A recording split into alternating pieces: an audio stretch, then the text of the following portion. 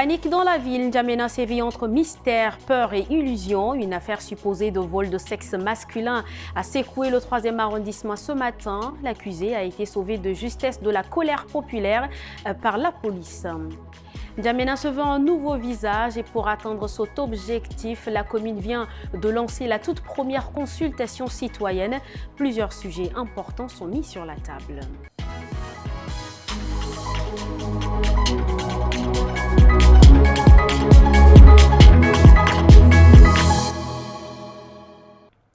Lundi 14 avril 2025, merci de nous rejoindre pour ce 19h45.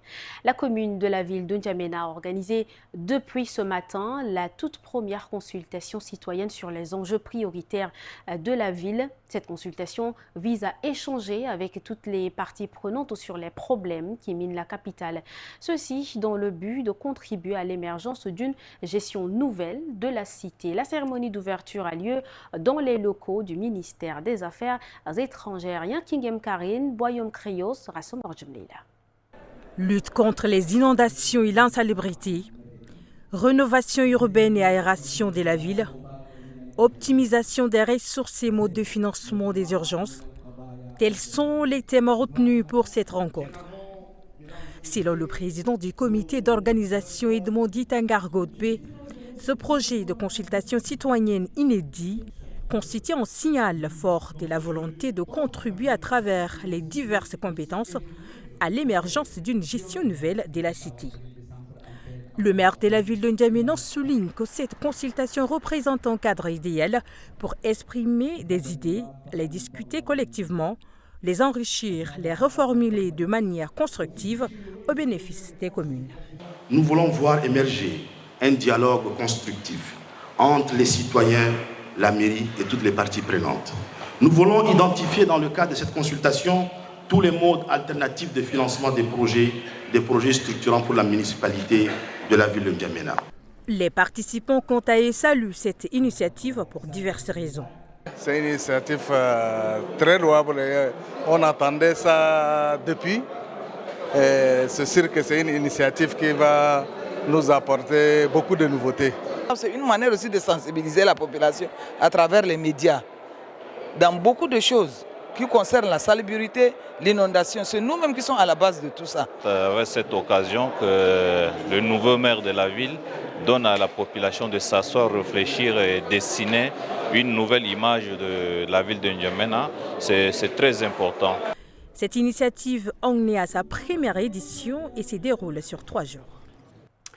Un drame bouleversant a secoué la ville de Sahar dans le Moyen-Chari à la Ramadi Barka. Un jeune homme d'une vingtaine d'années a été mortellement poignardé en bordure du fleuve samedi 12 avril. Il a été inhumé ce matin en présence des proches éplorés et d'une population sous le choc. Reportage de Farel Brian Dokoula rendu par Abiba Anguini. Une famille inconsolable, des amis en larmes et des camarades de classe submergés par l'émotion. Ce matin, tous sont venus rendre un dernier hommage à Al-Ramadi Barka, poignardé mortellement quelques jours plus tôt. Ce jeune de 22 ans laisse derrière lui des proches qui réclament justice. Nous nous sommes dépêchés dès que nous avons reçu la nouvelle. À notre arrivée sur place, Barka était déjà mort. S'il était en vie, nous aurions pu demander à son assassin de prêter main forte afin de le sauver. Malheureusement, il n'y avait plus rien à faire. Nous sommes pauvres, certes, mais nous ne marchandons pas le corps de Barka. Nous confions cet incident à Dieu afin qu'il rende justice. Le drame s'est produit le samedi 12 avril. Selon les témoignages, Al-Ramadi tentait de cueillir une menthe près du fleuve lorsque 2 individus l'ont interpellé. Une altercation a éclaté. L'un d'eux aurait sorti un couteau et l'a poignardé. Le jeune homme est mort sur place. Les 2 présumés auteurs ont été interpellés par les forces de l'ordre. À N'Djamena, une nouvelle affaire supposée de vol de sexe fait grand bruit. Un homme accusé d'avoir fait disparaître les sexes de 3 jeunes garçons a failli être lynché par la foule avant d'être sauvé in extremis par la police.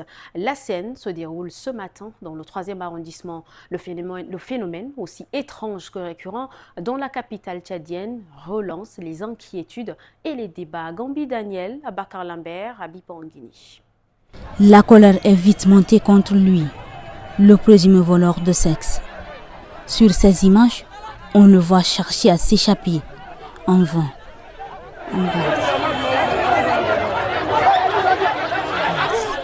À l'arrivée de la police, il est violemment pris à partie par la foule. Elle l'accuse d'avoir volé de manière mystérieuse les sexes de 3 jeunes hommes. Bon, ce qui s'est passé, il y avait 3 jeunes, 3 petits enfants qui étaient là. Le gars qui était de passage également, il les a salués. Avec la main, lorsqu'il les a salués, et subitement, ils ont senti que leur sexe a été enlevé. Ils ont commencé à crier, oh, que ce gars-là qui les a salués, leur sexe a été enlevé. Et de passage, on est arrivé, il faudra qu'il ramène le sexe des enfants là. Il a commencé à nier en disant que ce n'est pas lui qui l'a enlevé. Et c'est lui qui a salué les enfants là directement, et après ça, les enfants n'ont pas les sexes. On a commencé à le tabasser pour ramener le sexe des enfants là. Mais il a nié, après ça, la police qui est venue le chercher. Hier même, c'était passé à Dembe. Ils ont enlevé pour un gars. On l'a frappé pour qu'il ramène même. Il n'a pas ramené, il dit qu'il ne peut pas ramener. Sous nos yeux, les victimes et les présumés coupables sont conduits au commissariat du 3e arrondissement. Une scène loin d'être inédite en N'Djamena, où le phénomène de vol de sexe continue d'alimenter la peur et la confusion. Et dans l'actualité en bref, ce lundi, retrouvons Baila Emmanuel pour cette compilation. Le président tchadien Mahamat Idriss Déby Itno a exprimé via ses réseaux sociaux ses félicitations à Brice Clotaire Oligui Nguema suite à sa victoire à l'élection présidentielle du 12 avril 2025 au Gabon. Oligui Nguema a été plébiscité par le peuple gabonais avec un score de 90,35%, surpassant largement ses concurrents dont l'ancien premier ministre Alain Claude Bilibinzi qui n'a obtenu que 3% des voix.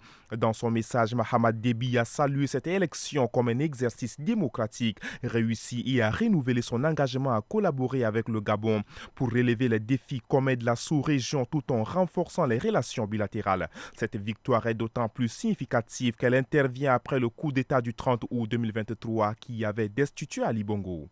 À Dafra, chef-lieu du département de Mambagé, le ministre de l'Environnement Hassan Baki Djamous a rencontré les autorités locales et la population pour aborder le conflit homme-faune. Il a annoncé des mesures urgentes telles que la création d'une brigade dans les zones à risque, un suivi itinérant des éléphants et la formation d'un comité de surveillance. À moyen terme, un programme de riposte sera élaboré tandis qu'à long terme, un parc national sera créé et les corridors de migration des éléphants sécurisés. En signe de solidarité, le ministre a remis des équipements aux autorités locales et a passé une nuit à Berthe pour soutenir la famille d'une victime d'attaque d'éléphants. Ces initiatives ont été bien accueillies par la population. Suite aux récents événements à Bédaya, Lombang Dayan a reçu un avertissement du préfet du Mandoul oriental, Abdoulaye Djibril Idriss. Ce dernier souligne que la réunion tenue sans l'avis des autorités administratives a contribué au soulèvement des 7 chefs des cantons Saramadingaï, créant un risque de soulèvement communautaire. Dans sa note, le préfet rappelle que les autorités administratives du Mandoul oriental, représentant le chef de l'État, exhortent le Mbang à modifier son comportement et à favoriser une coexistence pacifique entre les communautés sans distinction de religion ou d'ethnie. Le 22 mars, une réunion au sein du canton Bédaya a conduit à la destitution de Jasna Tindedibaï, une décision rejetée par ses collègues chefs traditionnels. Par ailleurs, l'ADC, une association des ressortissants du Moyen-Chari et du Mandoul, a demandé des excuses publiques des chefs contestataires envers le Mbang suite à leur menace de rupture de collaboration. Par rivalité, 2 jeunes hommes se sont poignardés le dimanche 13 avril 2025. L'incident s'est passé à Baké, dans le département de Kou-Ouest, province du Logon oriental. Selon les témoins, Mbaïgedem Sabey a pris par surprise Raoul Djimasdé pour lui administrer un coup de couteau au cou. En se défendant, Raoul a pu arracher le couteau de la main de son prétendu rival et l'a sérieusement blessé au dos. Les 2 blessés sont transportés d'urgence au centre de santé de Baké pour des soins. Allons à la découverte d'une entreprise dont la capitale tchadienne, une start-up, se démarque par son ambition de révolutionner les services numériques. Située à Farsha dans le premier arrondissement de N'Djamena, Microfit IP est fondée par des experts en informatique. Elle propose donc des solutions innovantes en développement logiciel, services techniques et bureautiques. C'est un public reportage. Microfit IP, c'est avant tout une équipe jeune et dynamique, déterminée à répondre aux besoins croissants du marché local en matière de technologie. L'entreprise contribue activement à la création d'emplois dans le secteur numérique. À travers ce produit, nous allons résoudre beaucoup de choses. Et nous avons aussi deux autres produits qui vont suivre le premier, qui est dans le domaine scolaire. Nous avons deux dans le domaine de la santé. Et le dernier, c'est dans le domaine de l'association, la gestion de l'association. Donc, nous pensons que d'ici dans les mois qui suivent, ce sont des produits que nous avons passé beaucoup de temps sur ça. Donc, dans les mois qui suivent, ces produits-là se suivront. Créé le 23 mai 2023, Microfit IP est soutenu par l'Association des jeunes leaders pour la promotion de l'espace numérique. Elle accompagne également les porteurs de projets dans la réduction de la facture numérique. L'entreprise emploie actuellement 12 personnes, 6 en interne et 6 en prestations externes. Microfit IP, une start-up au service de la transformation numérique. C'est un public reportage. Et pour boucler cette édition, la Ligue de football du Logone-Oriental a lancé son championnat provincial ce 13 mars au stade Omnisport de Doba.